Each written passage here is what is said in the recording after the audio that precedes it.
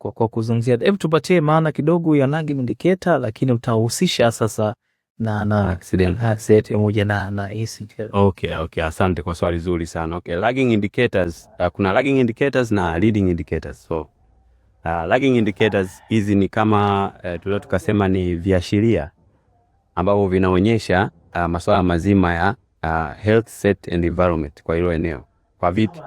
Kwamba kuna vitu vikitokea unakuwa unajua hii sehemu hapa usalama unaozingatia.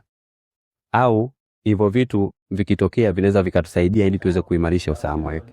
Sasa lagging indicators ni viashiria ambavyo ni hasi, negative, ambavyo vinaweza vikatutia. Mfano mmoja hapo ni accident, mfano wa pili wake ni near miss na vipo vingine vingi. Kwa hiyo inapotokea ajali manake inatupa sisi indicator, inatushtua kuna shida au kuna tatizo sehemu, kwa hiyo inabidi turekebishe.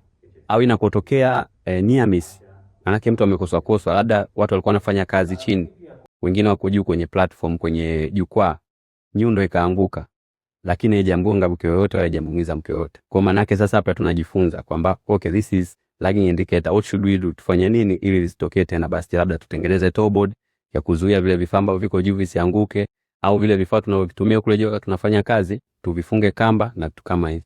Kwa ni vitu ambavyo vinatupa taarifa. Sasa nadhani imeeleweka. Kwa barabarani labda tunaona sana ile eneo watu wengi wanabongwa, kwa maana yake hapa kuna shida, basi tufanye nini? Tuweke tuta au tuweke matuta mengi au tuweke zebra na vitu kama hizo. Kwa hiyo ni kitu ambacho kinaashiria masuala mazima ya afya na usalama. Okay, manake ukisikia lagging indicators ni kama zinakupa urahisi wa kutambua au majanga au shida iliyoko, yaani tafuta shida ilipo ili iweze kuifiksi ikae sawa. Sawa. Kwa lugha rahisi hivyo. Okay. Yes. Yeah, nafikiri